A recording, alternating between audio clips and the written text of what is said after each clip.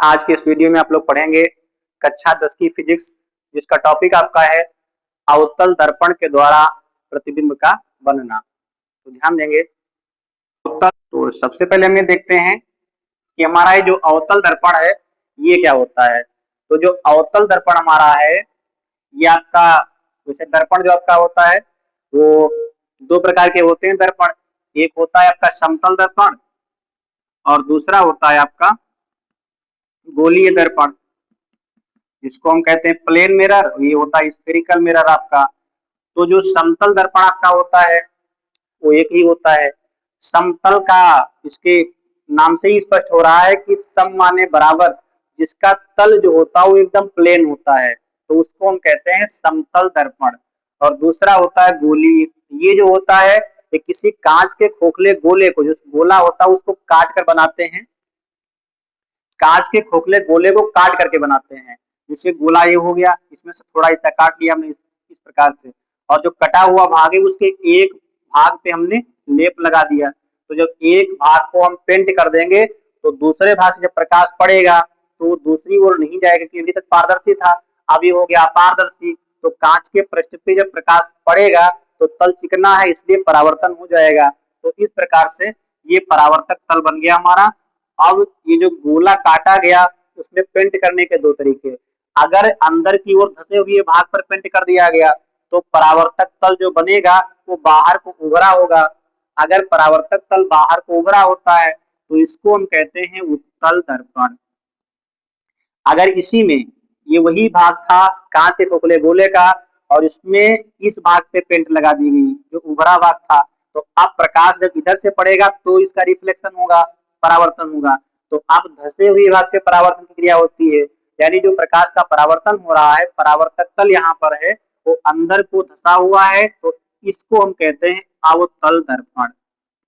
तो इस प्रकार आपने देखा कि समतल दर्पण और गोलीय दर्पण। गोलीय दर्पण आपके जो होते हैं वो दो प्रकार के होते हैं, एक गोलीय उत्तल होता है और दूसरा गोलीय अवतल होता है। गोलीय उत्तल जो होता है उसमें जो पृष्ठ होता है वो बाहर को उभरा हुआ होता है, और गोलीय अवतल जो होता है उसका पृष्ठ अंदर को धसा हुआ होता है। तो उत्तल की डिफिनेशन में हम ये कह सकते हैं वह गोलीय दर्पण जिसका परावर्तक तल बाहर की ओर उभरा हुआ होता है उसे उत्तल दर्पण कहते हैं। और अवतल में क्या हो जाएगा, तो वह गोलीय दर्पण जिसका परावर्तक तल अंदर की ओर धसा हुआ होता है उसे गोलीय अवतल दर्पण कहते हैं। तो आज की इस वीडियो में आप ध्यान देंगे, आपको देखना है कि जो अवतल दर्पण होता है, गोलीय अवतल दर्पण, तो इस दर्पण से प्रतिबिंब आपका कैसे बनता है।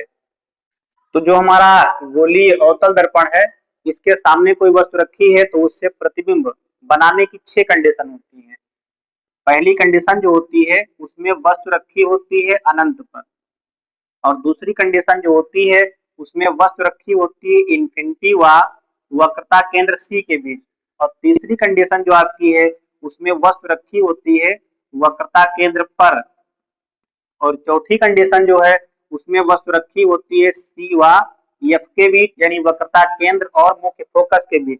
अगली कंडीशन में वस्तु होती है एफ पर, और यानी मुख्य फोकस पर रखी होती है वस्तु। अगली कंडीशन जो होती है तो वस्तु एफ व पी, मतलब जो गोलीय अवतल दर्पण है उसके ध्रुव और फोकस के बीच वस्तु रखी होती है। तो ये हमारी 6 कंडीशन है, 1 2 3 4 5 6 कंडीशन हमारी है। 6 कंडीशन में से जो आपकी 5 कंडीशन है तो उसमें जो इमेज बनेगा आपका वो सभी इमेज कैसे बनते हैं, तो ये वास्तविक होते हैं। और जो छठी कंडीशन हमारी है तो ये ज्यादा इंपॉर्टेंट रहती है आपकी, इसमें जो इमेज बनता है वो हमारा आभासी होता है। तो सबसे पहले आपको देखना है कि वस्तु कहाँ रखी है, अवतल दर्पण के सामने अनंत पर रखी है। तो पहली हेडिंग क्या है, जब वस्तु अनंत पर रखी है, तो ध्यान देंगे ये हमारा गोलीय अवतल दर्पण हो गया। अभी नहीं, अब इसको जब बाहर हम पेंट कर देंगे तो ये बन गया गोलीय अवतल दर्पण हमारा। इसको M1 मानेंगे, इसको M2 मानेंगे, और इसका मध्य बिंदु जो होता है, जो परावर्तक तल का मध्य बिंदु होता है, उसको दर्पण का ध्रुव कहते हैं। तो ये हो गया P हमारा।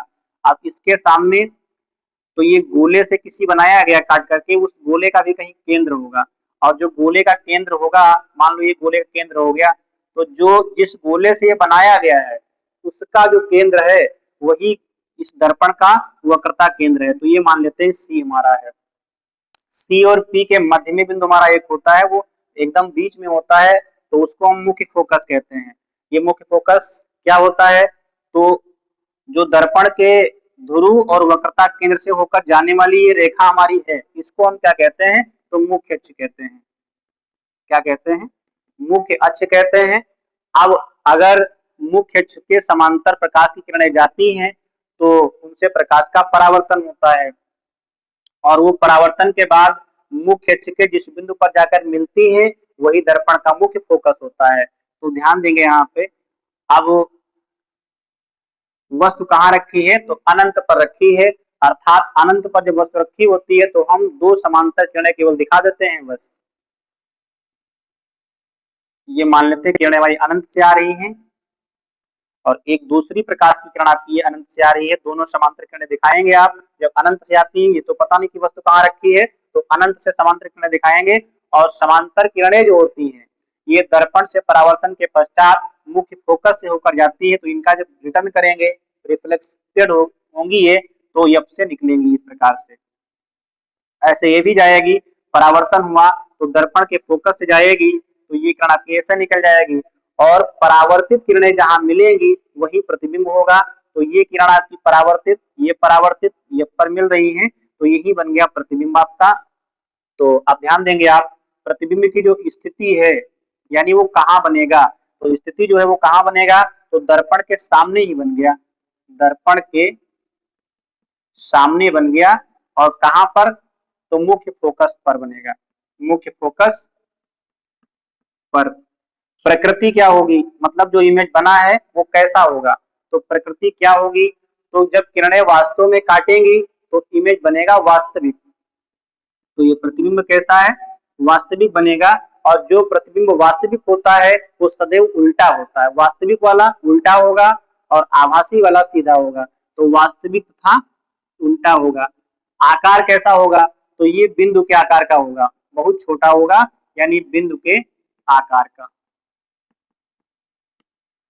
समझ में आ गया, ध्यान दीजिएगा।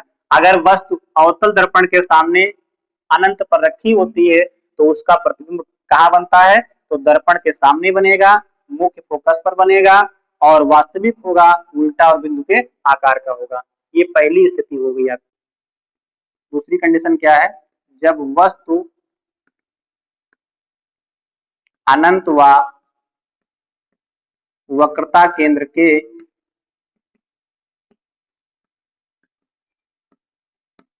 बीच रखी है, तो ध्यान देंगे यहाँ पे, ये हमारा M1 M2 एक हो गया अवतल दर्पण, और इसका ध्रुव हो गया P, ये हो गया फोकस इसका, और ये हो गया वक्रता केंद्र। अब वस्तु कहाँ रखी है, तो इन्फिनिटी तो कहीं पे हो जाएगा, इन्फिनिटी व C के बीच, तो यहाँ मान लेते हैं कि ये वस्तु हमारी AB है।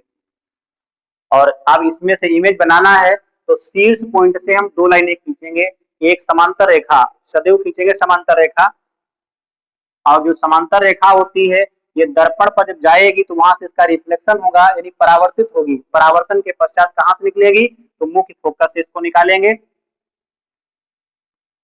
मुख्य अक्ष के समांतर जाने वाली प्रकाश की किरण दर्पण से परावर्तन के पश्चात मुख्य फोकस से होकर जाती है, तो फोकस से निकाल देंगे। दूसरी किरण जो हम डालेंगे वो वक्रता केंद्र से डालेंगे, वक्रता केंद्र थोड़ा यहाँ बना देते हैं, तो यहाँ डालेंगे, और जो प्रकाश की किरण आपकी वक्रता केंद्र से होकर जाएगी, वक्रता केंद्र से होकर जाएगी, वो दर्पण से टकराने के बाद अपने ही मार्ग पर वापस आएगी, यानी इस पर ही लौट आएगी, ऐसे लौट आएगी। अब आपको पता है कि जो परावर्तित किरणें होती हैं ये जहां मिलती है वहां इमेज बनता है। तो एक परावर्तित किरण ये वाली और दूसरी ये वाली, दोनों कहाँ मिलती है, इस बिंदु पर मिलती है। तो ए से किरणें चली थी और परावर्तित यहाँ पर मिली है, तो इसका नाम हम देते हैं A डैश। अब जो वस्तु थी हमारी वो मुख्य अक्ष पर लंबवत रखी है, तो इसलिए यहाँ से हम लंब डाल देंगे, ये लंब हो गया, इसको बी डैश मान लेंगे। तो अब हमारी वस्तु ए बी थी, उसका जो प्रतिबिंब बन गया वो ए डैश बी डैश बन गया। आप सामने देख रहे हैं कि प्रतिबिंब की स्थिति क्या है, मतलब प्रतिबिंब कहाँ बना है, तो दर्पण के सामने। ये देखो ये परावर्तक तल हो गया, तो जो परावर्तक तल के ओर बस इमेज बनेगा वो सामने कहा जाएगा, तो दर्पण के सामने ही बनेगा इमेज, दर्पण के सामने बनेगा। और कहां पर बनेगा, तो ये हमारा सी है, ये हमारा एफ है, दोनों के बीच, यानी एफ हुआ सी के बीच बनेगा। तो इस कंडीशन में इमेज कहाँ बनता है, दर्पण के सामने बनता है, एफ हुआ सी के बीच, यानी मुख्य फोकस और वक्रता केंद्र के बीच बनेगा। प्रकृति क्या होगी, यानी इमेज कैसा होगा, तो आप देख रहे हैं कि दोनों किरणें वास्तव में काट रही हैं। जब वास्तव में काटती है तो वास्तविक होगा, तो प्रतिबिंब ये कैसा होगा, वास्तविक होगा। और जो प्रतिबिंब वास्तविक होता है वो सदैव उल्टा होता है। चित्र भी आपका बना है वो मुख्य अक्ष के नीचे बना है प्रतिबिंब, तो उल्टा होगा, तो वास्तविक होगा, उल्टा होगा। और आकार में देखिए ये वस्तु हमारी है, ये प्रतिबिंब है, छोटा है या बड़ा, तो देखने में लग रहा है कि छोटा बना है, तो छोटा बनेगा।